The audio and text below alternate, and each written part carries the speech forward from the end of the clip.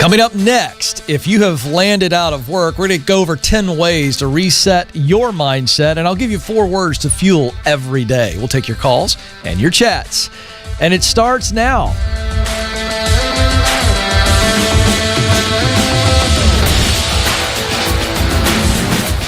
I'm coming to you live from Ramsey Studios in Nashville, and you're joining a conversation about who you are, what you were created to do, where you want to do it, and how you can get there. It is about your purpose through your work, which is inextricably tied to your life. You were created to fill a unique role. That means you are really valuable.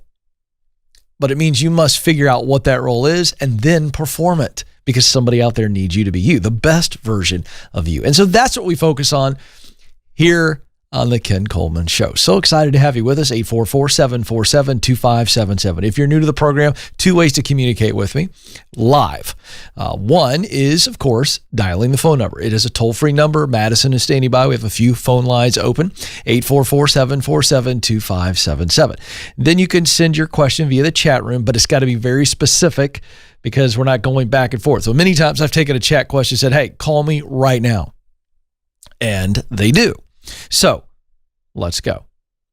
So I saw an article in Forbes magazine, and this article really stuck out to me. Landed out of work, 10 ways to reset your mindset, because I am all about mindset. I'm reading a ton of stuff about psychology and mindset, and this is written by Margie Worrell. And so I thought, well, this is good. I want to share this with our audience, okay? So you have been furloughed, you have been laid off. How do you reset the mind? And this is all about focus. What are you focusing on? And you want to be focusing on your future. So here are 10 ways to do that. Number 1, don't let your job status be your identity. So this idea that you are some sort of failure or you are a big disappointment because you're out of work. And you feel that, but then if you allow that to become this personal label, it's going to keep you down. Number 2, make sure that you're learning everything you can from the experience, not just in the midst of the experience. Now, I've talked a lot about learning new skills, diversifying in this season where maybe you got kicked out of the nest, but also learn from the situation. Financially, where do you want to put yourself in the future so that if this happens again, it's not as stressful?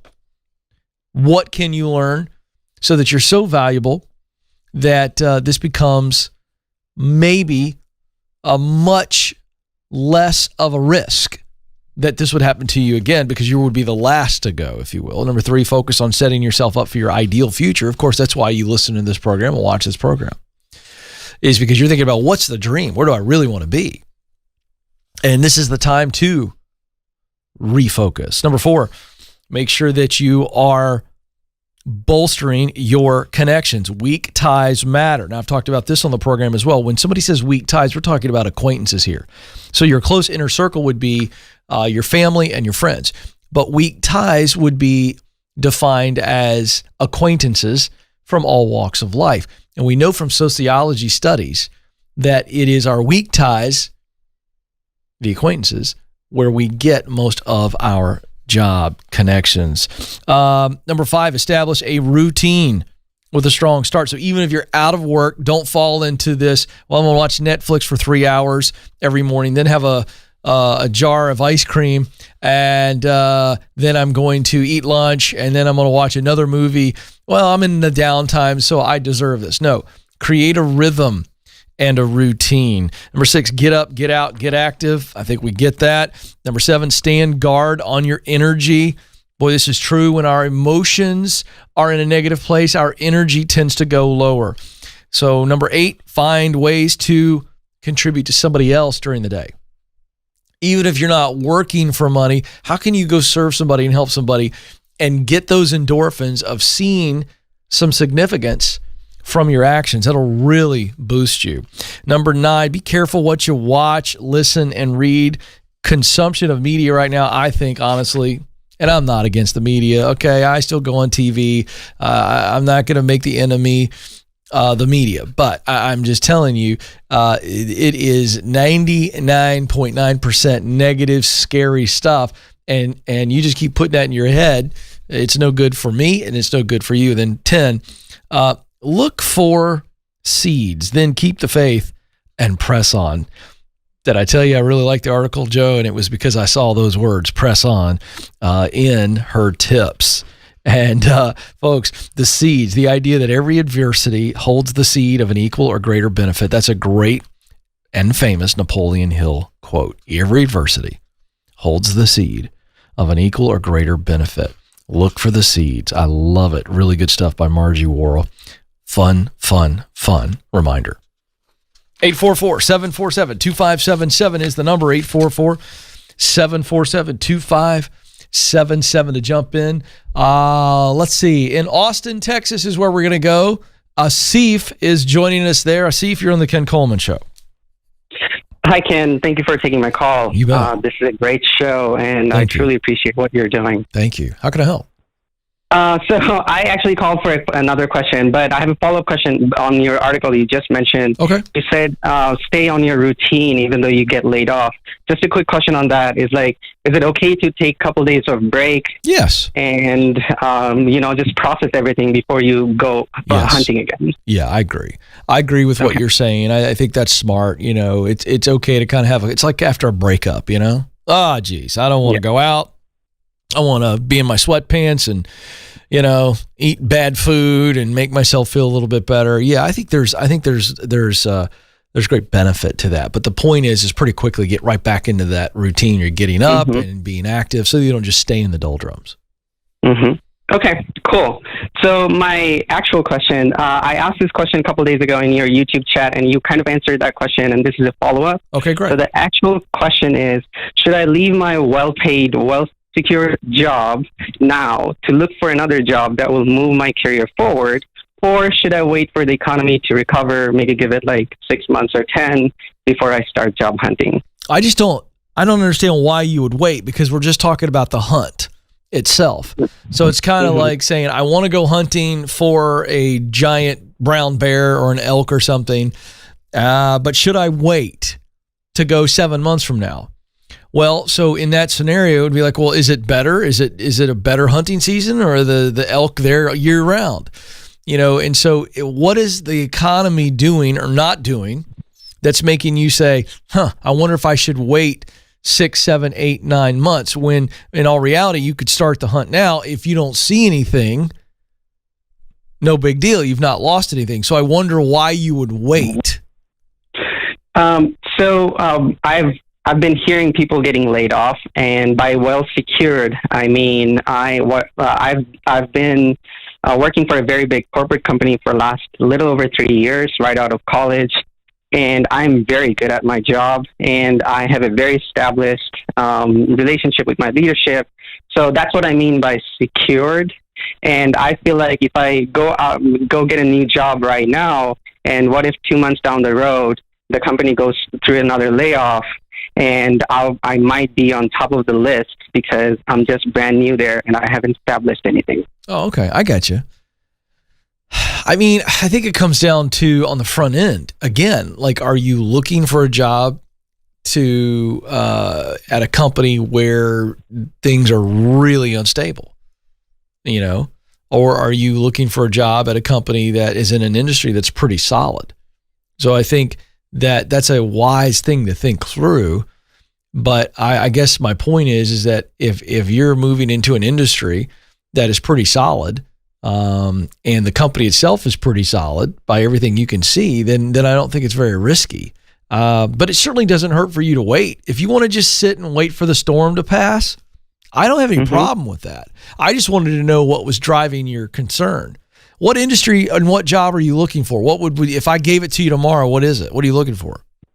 I want to be a data analyst, and I'm a systems analyst currently. My current responsibilities are probably 10% of data analysis, which is very manual work. I'm trying to do big data analysis, and so I want to be a data analyst. And so what kind of company would you be looking to land that data analyst role with? So currently, what I'm looking for is like one way is government contractors, like they build softwares and stuff. Or currently, I'm actually working for a car manufacturer, so maybe another car company. Yeah, so that would be a great example of a car company. Yeah, certainly could be risky. No question about it. Consumer confidence is still, I would say, shaky. I want to see what July's job report looks like. I want to see what August looks like. I want to see what's happening over the next couple months. There's still an enormous amount of freaked out leaders. I mean, absolutely freaked out by this deal. And I kind of want to see what happens when, the fall rolls around and, who knows? So yeah, car manufacturers, companies like that, I'd be wary of them. I'd be wary of airlines, right? So you know what? I'm going to stick with my answer. I don't think it's a bad idea for you to kick the can and go look right now. Because what if you find something that is actually really, really stable? Great company, great industry, and you find it now. Mm-hmm. So I guess my point is, isn't it okay for you to look? But then when we find something, we weigh it and we weigh the risk based on the industry itself and then the company's overall health. And I think you can do enough research to figure that out. Cool. But I also will tell you, Asif, hey, you're a smart guy. And so if you'd rather ride out the storm and wait till the first of next year, I got to tell you, I love politics just as a person who likes to watch it all unfold. It drives me bananas most of the time because I look at politics through the lens of leadership more than I do policy these days. But I'm really anxious to see what happens with this election in November and then the nation's response, the governor's response to COVID and everything else. I'm really interested to see what happens. So would not be a bad idea to wait till November. Not a bad idea at all. 844-747-2577, 844-747-2577. Let's go to Winona, Minnesota. Mark is on the line. Mark, you're on the Ken Coleman Show. Hey, Ken. First of all, it's an honor to talk to you today. And all of your Ramsey solutions have been kind of a rock for me during the season of life. I just want to thank you for that. Well, thank you, man. I appreciate that and the call. What's going on? So a little bit about what I'm going through. Kind of going through what you call a midlife crisis. I'm 41 years old. I just don't know where to go or what to do to begin the chapter that I feel God is calling me into. Like I said, I'm 41 years old and I'm scared to start something new like most people are. Yeah. What are you scared of? Right? What are you scared of? Be very specific. I'm scared of kind of just moving on to something new because I do have it pretty good as far as my schedule goes at my current job I have at my church. But I just feel like I'm not in my sweet spot, like you always say. What is your sweet spot? I love the outdoors. I love everything about it. I want to be able to protect and preserve the outdoors. So, I mean, I have a career in mind that I would love to do. Tell me. And that's the DNR position. A what? The DNR position. Can you tell me what that is? I'm sorry, I don't know what that stands for. The Department of Natural Resources. Okay, got you. So you want to work for Minnesota's State Department of Natural Resources or the federal government's? Either. Oh, okay, great. And what would you do? Keep going with that. What would be the great gig? If I called him up, let's say I had deep ties at the Minnesota State Department of Natural Resources. That would be kind of funny if I did, but I don't. But if I did, and I called him up and I said, listen, I want you to hire my guy, Mark. And they said, Ken, anything you want, pal. What's Mark want to do? And I'd say, I would love to be able to do either the fish and wildlife or forestry work. Great. Or park ranger. Great. Those three. Fantastic. Have you done the research on those three positions as it relates to getting qualified?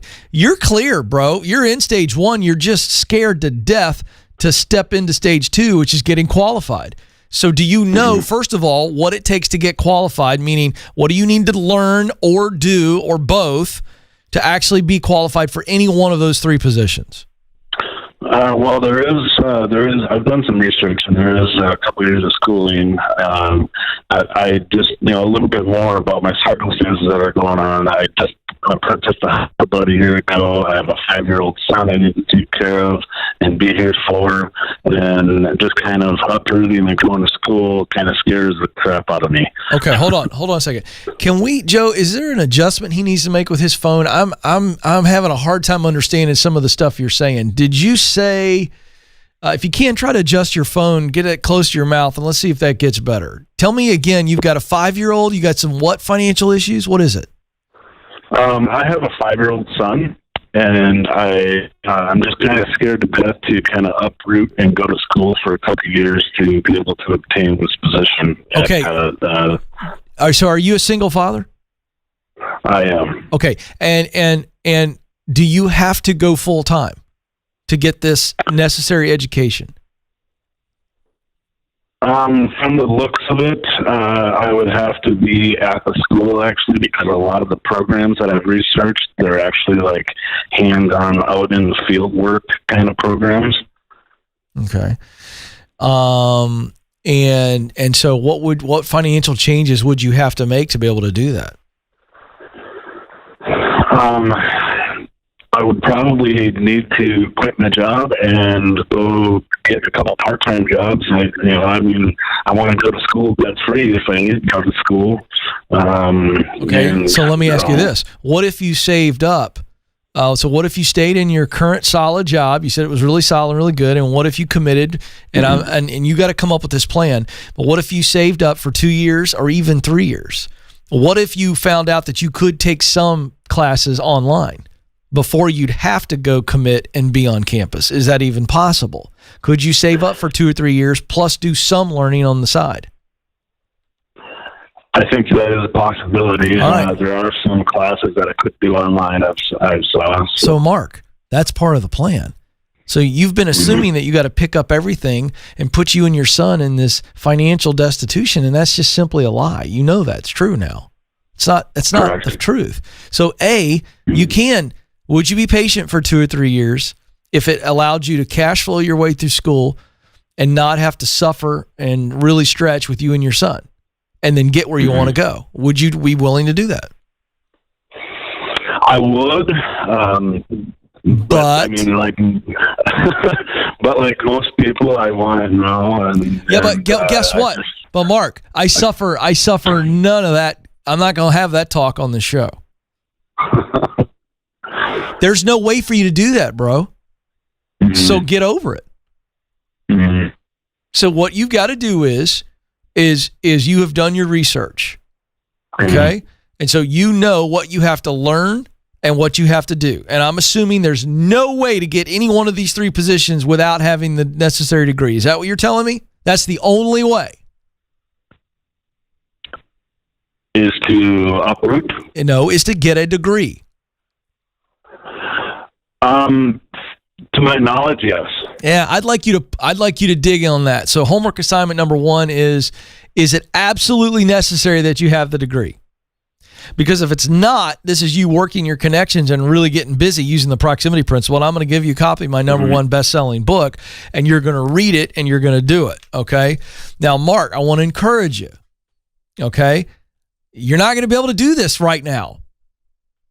Doesn't sound like to me, unless you're saying you are up for the 2 part-time jobs and uprooting your son and just, your kid's not going to know. He's still going to eat. He's going to have a safe, home environment. He's not going to starve. He's going to be in a sheltered environment. So if you can do it the part-time job way, I'm saying go for it. If you want it to happen faster, that's the option. And it sounds like you are up for that. Is it going to be hard? Yes. The other option is be patient. Save up the money, do some online classes, don't have a big disruption in your son's life, and build up to it. So you got 2 great options there. 844-747-2577. 844-747-2577. Precious writes in, if you have many dreams and many talents, how do you funnel down in what you should do or what God wants you to do? Well, the short answer is I'd like you to call the show and let's put these out and let's walk through them. But you take the talents And I want you to take the Career Clarity Guide at kencoleman.com. It's free. And I'm going to walk you through the process. I make you write it down, essentially. But once we figure out what the top dreams are, so when you say many dreams, my guess is we're talking somewhere between 2 to 5, based on my experience talking to thousands and thousands of callers. Well, let's say you got 5.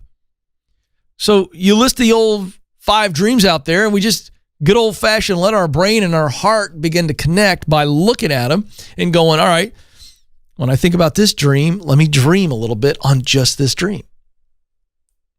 Just let your heart and head dream. What would be the mountaintop experience with each of the 5 dreams? And I'd rank them. I really would. I'd rank them. And I would do the old game that I do on the air with folks.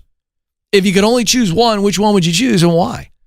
And that's a great way for you to really pick. Because I think what's happening is when I hear this question, and we get this a lot, Precious, which by the way, I love the name, is that you are making an excuse for not moving forward on any of them by saying, I can't pick. I got so many. I don't want to pick the wrong one.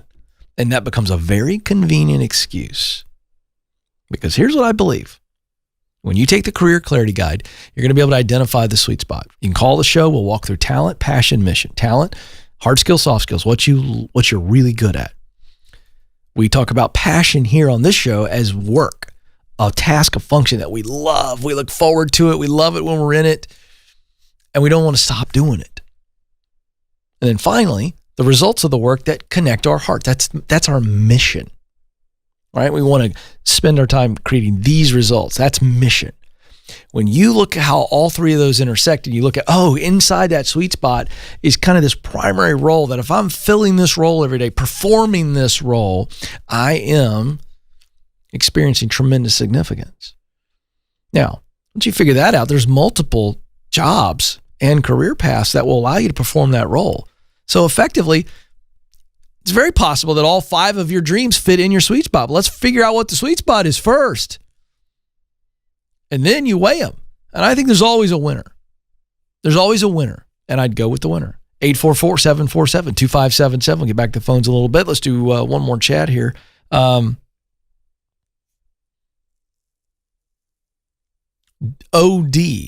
I'm 20 and recently engaged. Congratulations, OD. By the way, that's spelled O-H-D-E-E. That's kind of fun. I've saved up enough for my first semester of college, and I'm starting in the fall. We've set the date for 12/21/20. So she's giving me the old date for the wedding. That's very exciting. I wonder if she wants a blender. I wonder if that's what she's getting at, Nathan. I don't know. I don't know if she wants me to send her a wedding gift or not. She says, any advice? Well, I don't know what you want advice on. I really don't.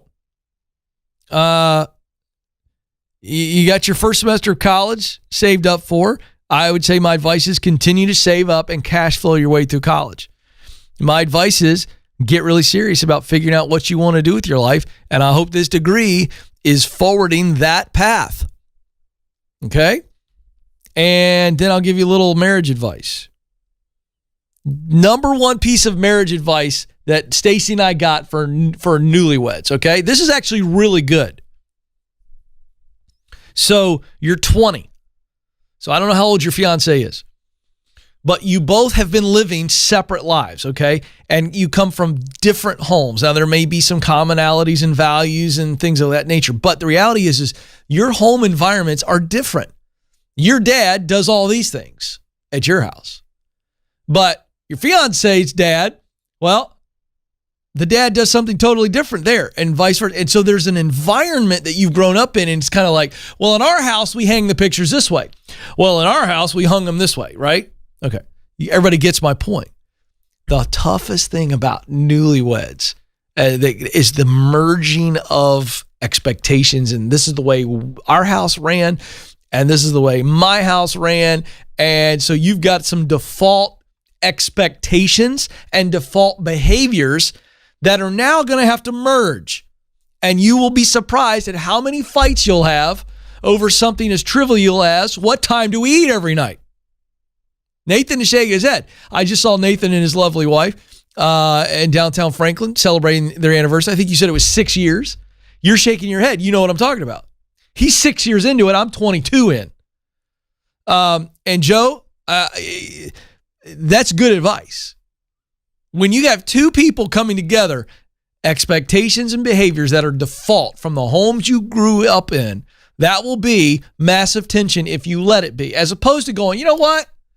Does this really matter to me that much? Is this worth a fight? Will this matter 5 years from now as it relates to, I really want to eat at 5 o'clock every night?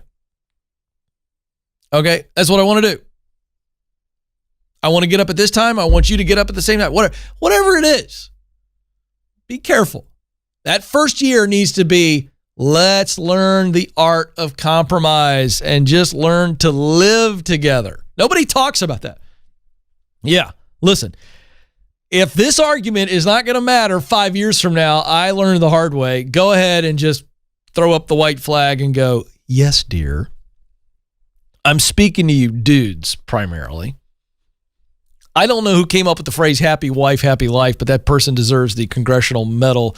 John Felkins did. He just walked by the glass, one of our awesome leadership coaches. Let me tell you something, guys, newlywed dudes, grab that truth and hold on to it dearly. All right, we're going to get back to purpose advice and not marriage advice, but I'm good for a little relationship advice from time to time. And 22 years of screwing up, Joe, that'll do that for you. You know what I mean? I mean, you don't get to 22 years without a host of mistakes. That's good experience. Yeah, and you know Stacy well. And I think you would agree that I'm almost always wrong. And say yes, dear, a lot. That's right. But, hey, I digress. Okay, you ready? Here we go. Quick teaching. We're going to get back to the phones. Joe, I was thinking about this morning. Having a cup of coffee out on the old patio. And you know what? You model this. I did? You do, and you did. You did when I first met you, and you still do. And I think you would say that I model this because you've been with me on this journey. This has not been an easy journey to this show. You know this. And there was a phrase that I revisited often. And and it's a 4-word phrase. And you know who taught it to me? My grandmother, who died 2 years ago at the age of 96. And she used to say this when I was a kid. And I'm going to give it to you. 4 words that I believe you need to tell yourself every day, straight from my grandmother. You know what it is? Here it is. Keep on keeping on. There it is. I'm just going to let that sit there. You want to know the difference between people who win in life and people who don't? Those 4 words. People who win, they just keep on keeping on. In the face of failure, they've failed. They have to quit things and start new things. But you know what they keep doing? They keep keeping on. And so those 4 words, whether you got to utter them at night before you go to bed or you utter them to yourself at some point in the morning when you're getting going, let me tell you something. You want to know how to win in life and how to win over the long haul, longevity. As I get older, Joe, I'm getting increasingly more fired up about longevity. Staying with it. And so those 4 words, tell yourself, keep on keeping on. Keep on keeping on when you're not sure what you need to do next. Keep on keeping on when you've been rejected. Keep on keeping on when you blow it. Keep on keeping on when you have to completely switch gears. Keep on keeping on when you're in a season of waiting. Whew. Don't stop waiting. Sometimes the thing you have to do to stay on the path is simply not quitting waiting. Gotta wait. Gotta wait. Joe, I got to tell another story on myself real quick. You will appreciate this of all people. Madison will as well. She'll roll her eyes so hard they'll fall out of her head. So 2 weekends ago, Stacy and I and the kids are on our way to a birthday party. And right here in Franklin. And we pull up to a light that I haven't been at in a long, long time. Been a neighborhood that I haven't been in years. And so I pull in, it's a left turn. I've got to turn left. Now we're a little bit late for the party, no big deal. But it's like I'm ready to get there. And I'm sitting there and we're talking, and we're talking. And I look up, this daggum light is still red. And I've noticed every other lane looks like they've got their turn. I look around. Oh, okay, these guys must be next. Sure enough, those guys were next. Then I go, all right, it's our turn. Now we're coming up on about 3 minutes, Joe. You care to tell the viewers how I'm feeling right now? How am I feeling, Joe, after 3 minutes at a red light? Hey, I have just wasted 3 minutes. Oh, my gosh. And there's no way I can get that back. Yeah, I'm dying. You know why? We haven't made progress. It's like, it's time for progress. Okay, so it's not our turn. Now, everybody else is still talking, having a great time. I'm now focused on the fact that we've been skipped. So not only am I not making progress, I've been completely disrespected and overlooked. Now I'm really starting to heat up. All right, I'm going to speed up the story to prove the point on this idea of how important it is to wait.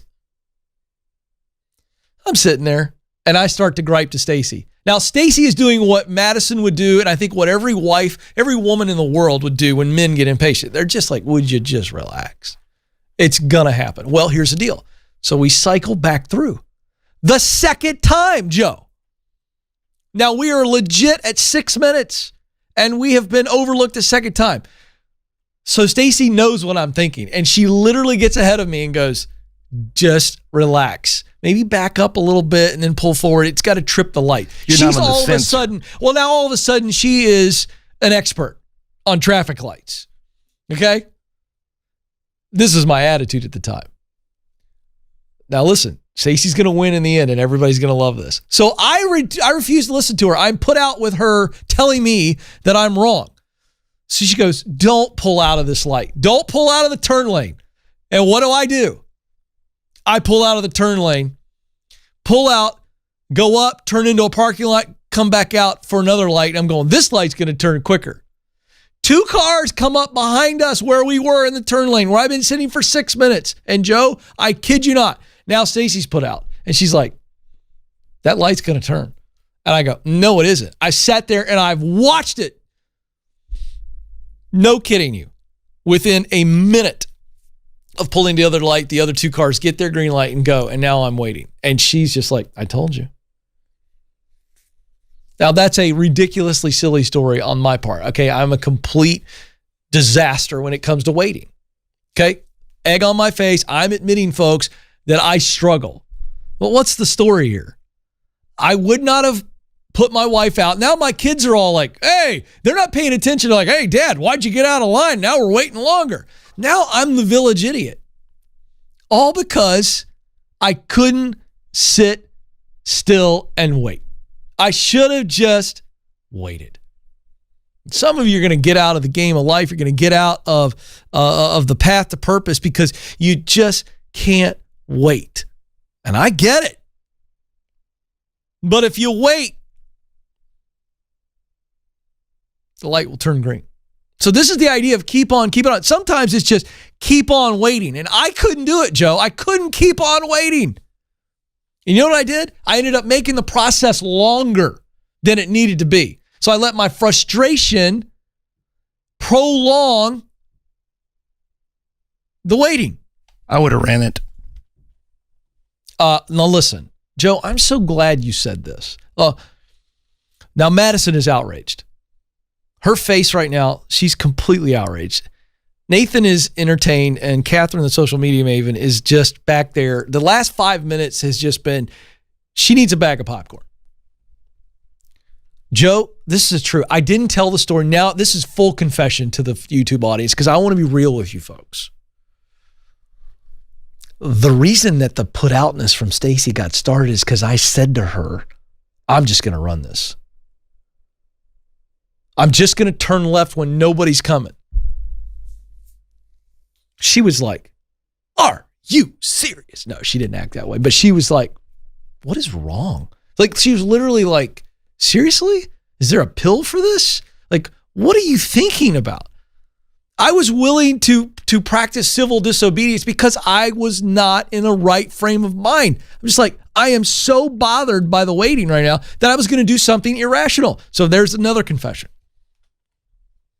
I don't think you would have done it, Joe. You're a rule follower. Oh, no. Joe tested, Joe approved. No, he talks a major big game. I think so, too. All bark, no bite.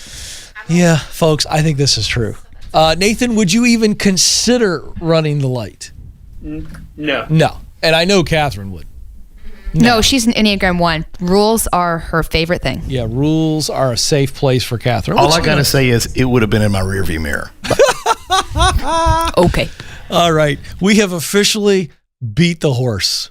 We have beat the horse. But you get the point. You get the point. All right, let's go to Destiny. Oh, this is a great way to close out our callers today. Destiny in Rochester, Minnesota. Destiny, you're on the Ken Coleman Show. Hi. Yeah, you just read my comment. It was like under the name ODE. Oh, that was you. That was you. I wanted a blender. Yes. Oh my gosh, that's awesome. So was my marriage advice helpful? Did you like that? Yes, it was. Okay, so what can I give you advice on? Tell me what you were thinking in that chat. Sorry, when I first got on the phone, I kind of rambled and tried to tell her everything in like a short period of time. Don't worry about it. Well, he wants to join the Air Force, and he brought it up before he popped the question. Yeah. And I asked if it was serious or kind of just a like flingy thing he wasn't sure about. And he went and talked to a recruiter, and then he popped the question. And now he's kind of eager to go off to basic and be enlisted. Uh-huh. Yeah, and we're getting married soon, and I'm just about to start college, so this sounds maybe melodramatic, but no, it doesn't. I've spent my entire life here, like, building connections to get into a local hospital. Yeah. So it's kind of just, like... So what's the dream for you? Go a bit. I want to be a nurse. Oh, I want great. to be a nurse, and I know I can do that anywhere, but I had my heart set on, like, a local hospital in the city. Yeah, because it's your home. And so you're starting college when? This semester, fall semester? Sorry, you cut out for a second. Are you already in college or are you starting? I've saved up, so I'm starting in the fall. I signed up for classes. That's already. what I thought. Okay, right. Because I remember the chat saying first semester. Okay, so you're just getting started. And how far committed is he? Like, is he like, babe, I'm doing this? Or is he still kind of... Okay, so he's all in the Air Force. Yeah, he said he noticed I'm more of a bookworm. I guess you could say I'm more of a school person, and he's not. Yeah, I get that. That's okay. Yeah. So you guys are getting married, as I recall, this December? Yes. Okay. So what's your question for me? What should I do? Should I just start the semester or wait and just work and save up more money? What's the because timeline? I have no problem, like... What's his timeline? Well, like, what would it look like for him to actually get in and then go off to basic? Well, I'm not sure if he was just worried I would cancel the whole thing, but he said, "Oh, I can wait, but I also don't want to make him wait because, yeah." Oh my gosh, I wish he was on the phone. Yeah, I wish he was on the phone. You know why? He's at work right now, so that's the problem. He's what? He's at work, so that's the problem. It's okay. Here's the deal. You know what you all need to do? You need to have a nice date night. And you need to say, hey, I don't want to make you wait, but I appreciate that you're willing to wait. How long would you wait? What does that mean? I think you guys have to get on the complete same page. And maybe you are, but I just think I love the fact that he's willing to wait, but I want to know what that means. Does that mean wait until you're out of school? Because that's a long wait, and I'm not sure he can wait that long. I think that might cause some... Wait, he's like, I can work the whole time you're in school and financially support you. And I was like, well, you don't have to do that. And he's like, well, I want to. Well, then if he wants to, that's fine. He's still a young man. He can enter the Air Force once you get out. But now that's still not going to take care of the tension for you. The major tension for you is you've got a future in your mind that revolves around Rochester, Minnesota, and a hospital. Right. If he joins the Air Force, guess what? Yeah. You're going with him. Yeah. So that's the bigger issue. Not Right. him waiting. The bigger issue is, are you willing to, for a season of life, is he going to do this for 10 years, 15 years, 20? What's he thinking? We had He some said big 20. picture. He was Yeah. like, I'm going to go in and retire. So Okay, guess he's what? all the way. How many times on average is it possible, and he can find out the answer for this, would you guys potentially move and be transferred in that 20 years? That means you're popping in all over the place. You're in hospitals. And as a nurse, you can do that. Right. So that's not the issue. You being a nurse and doing what you want to do is not the issue. The issue is... It's the fear of getting out of the hometown, yeah. Yeah, and can I tell you something? You guys got to get this figured out before we seriously walk down the aisle. This is a couples counseling Right. thing. Yeah, we've signed up already. So Good. You don't want to resent him. You don't want to resent him. Here's the real issue.